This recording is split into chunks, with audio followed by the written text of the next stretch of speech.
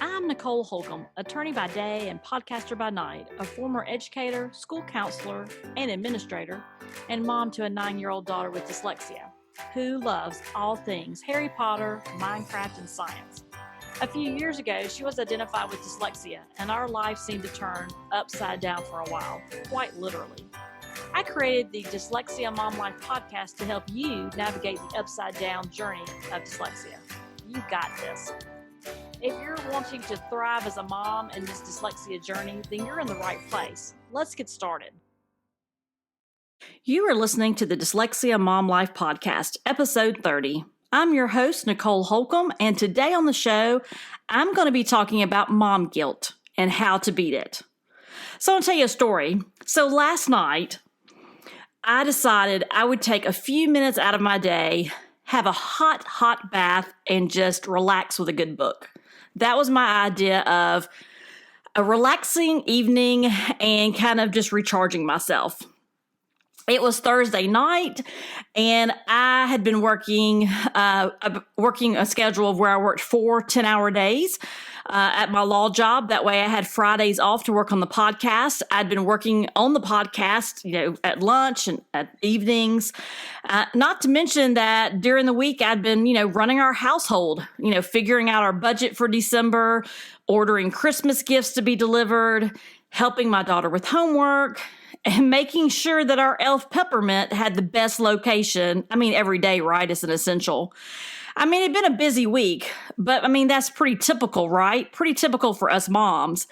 So after dinner, I put a load of clothes in the laundry. I walked through the living room, and my daughter and my husband were working together on the homework. And I thought, wow, this is a perfect time for me to slip away for just a few minutes to myself, or so I thought. I no more turned off the water and got pushed back in my bubbles, ready to read. And the next thing I know, my daughter's in the bathroom talking about the homework. Then the next thing I know, my husband's peeking in the bathroom to see where she's wandered off to. Then I hear them in our bedroom talking, and my daughter says, I just want to wait. I've been doing homework with mom, and I just want to do my homework with my mom. And guys, it hit me. It hit me like a ton of bricks, the guilt. I was like, why didn't I just wait? Why didn't I just wait until after the homework? Why didn't I just wait until she was ready for bed? And then I could have taken a few minutes to myself to relax and hopefully recharge. Does this sound familiar? You start to have just a few minutes, and then everyone in your house finds you, right? Or you think there is so much left to do, right? There's homework, there's bedtime, packing lunches. There just seems so much things to do during the day, right? Or maybe it's that, you get that call in the morning from your daughter. She says she misses you because you're not at home and you weren't able to get her up before work. And you really had traded off your morning because you thought, I'll go into work early so that I can get off early in the afternoon and have more time in the afternoon and evening with the family. But in that moment on the phone when she's saying, I miss you, why aren't you at home? In that moment, you feel that pull at your gut, that pull of guilt. Am I right? So why do we feel guilt? Well, it's pretty simple, really. One is that society has set us up to feel guilty. Everything you see in the media, everything around us, it really is us moms being super moms, right? Many of us work outside the home. Some of us have additional businesses that we're running. We're trying to get, everyone where they need to go. We're doing car line. We're doing soccer practice. We are, maybe the person in our family that's handling financials for our family. When you look at things, society really does expect us to do everything. And I'm going to tell you a little bit of tough love here, and I have to tell it to myself as well, which is we sometimes feel that guilt because it's our own expectation. Yep, I said it. It's the expectation that we have of what a mom should look like. And some of that definitely is impacted by our society. Some of that is impacted by how you were raised. Did your mom work outside of the home?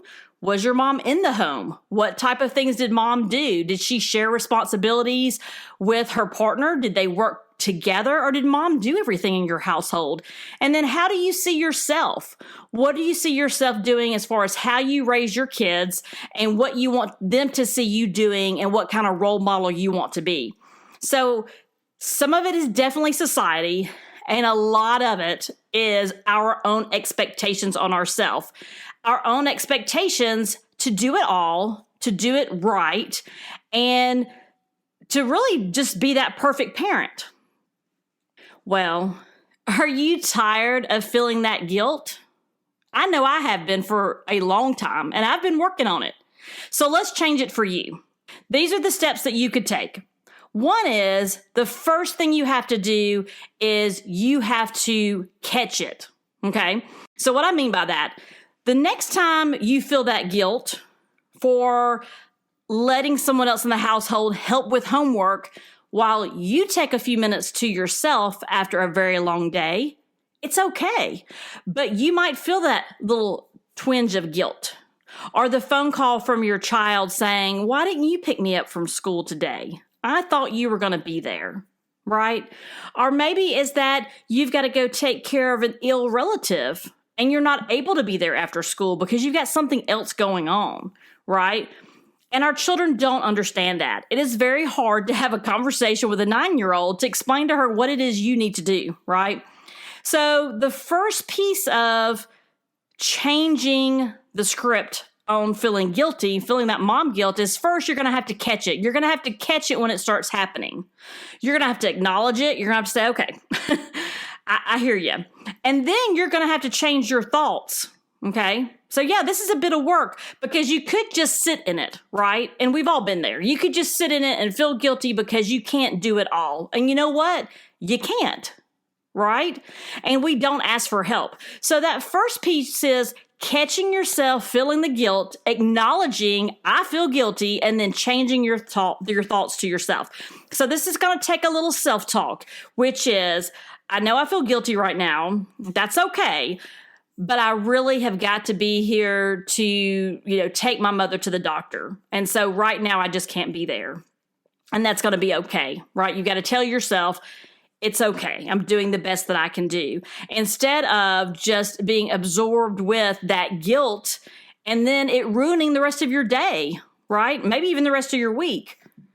The other thing I'm going to caution you about, if you find yourself dealing with mom guilt more often than not, or it getting to a point where you just feel horrible the rest of the day, then another thing you can try is stop the comparison. Okay? So don't compare yourself to the Instagram stories or your Facebook friends. Believe me, they feel the mom guilt too. And I'm going to tell you another secret. No one is perfect. No person and no mom. And so when you have one of those days when you weren't able to make it to soccer practice because maybe the meeting ran over or you got stuck in traffic, so your mom went to pick your child up, whatever it is, I mean, you don't do it on purpose. You don't purposely want to let your child down, but sometimes you just can't be everywhere.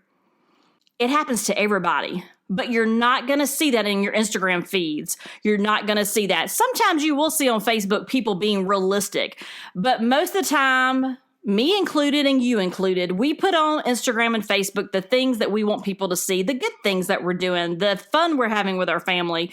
We don't necessarily want to open up and be vulnerable and share information about ourselves in that way. I mean, some people do, but for the most part, we just don't. We're not going to be 100% ourselves. That's just not how social media is set up.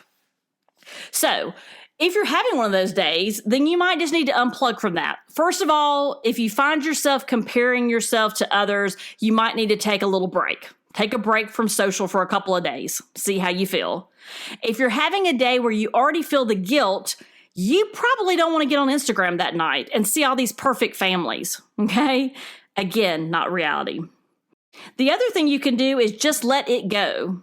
I mean, that's what they did in Frozen. She just let it go. But, because ultimately you are the only person in control of your thoughts. And I'll be honest, I'm still working on this one. I am very much a type A perfectionist type of person. And I have an only child. And so I do take things to heart, and I do have that mom guilt, and our kids know it. They know how to push that mom guilt button. Don't be naive about that. But I have to let it go too. Sometimes you just have to let it go and just know you're doing the best you can. And then don't set yourself up. Right? Don't set yourself up with these unrealistic expectations. It's just not healthy for you. It's not healthy for your family. And you're just going to get very discouraged with the mom guilt. So you're not perfect. If you thought you were, okay, I'm giving you a little bit of tough love, because none of us are perfect. Okay. You're going to make mistakes. It's okay to be who you are. It's okay to be imperfect as a mom, as a wife. It's okay for your children to see you're doing the best you can. Okay. They need that life lesson too. So when they become parents, they know they can't do it all by themselves.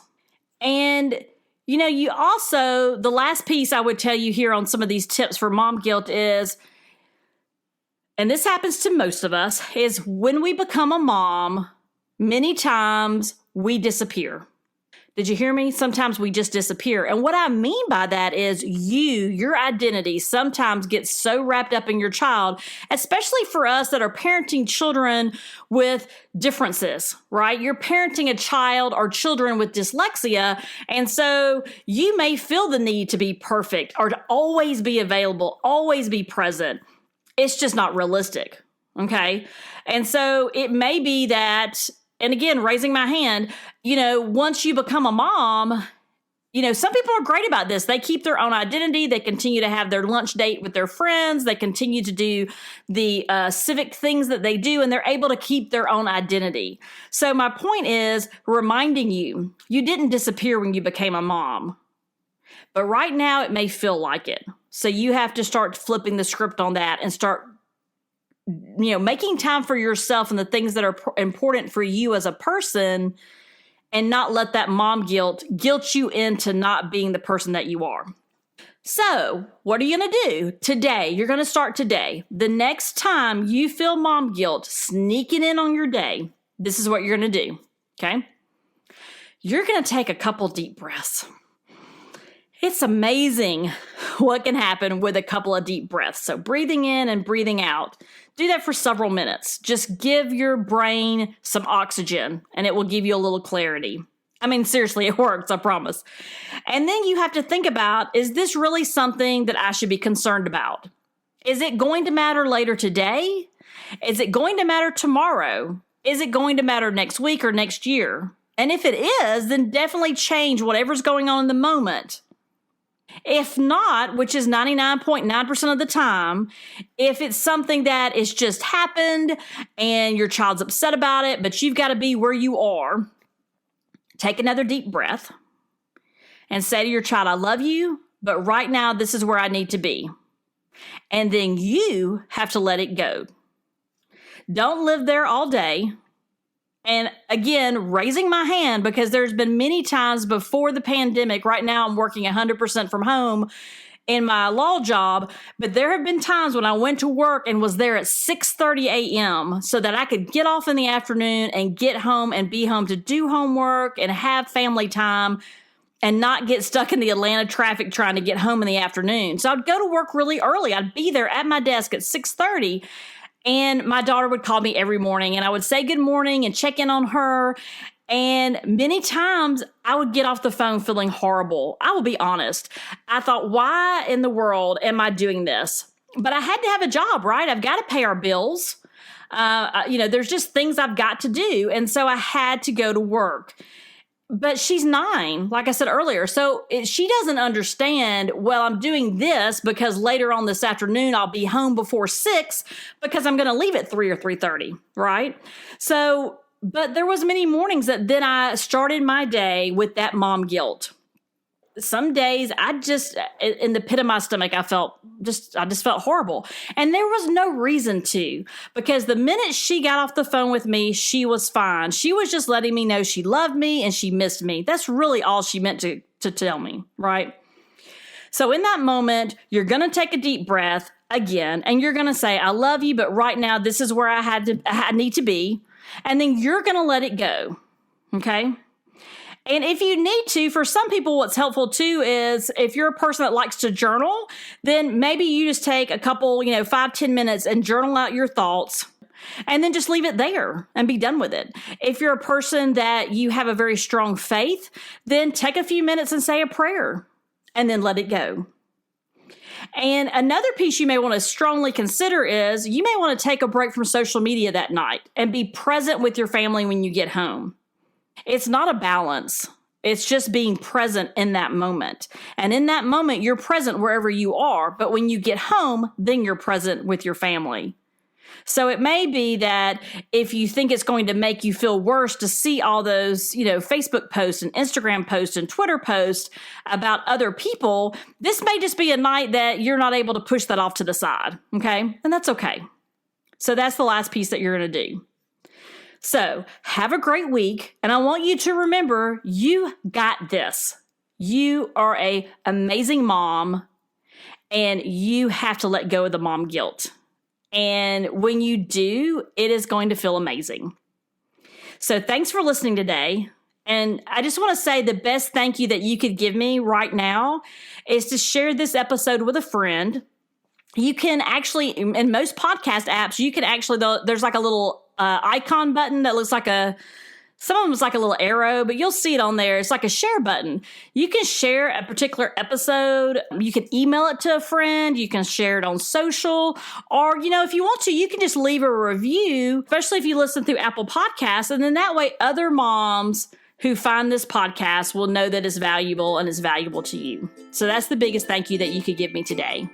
Again, you got this, and I'll talk to you real soon.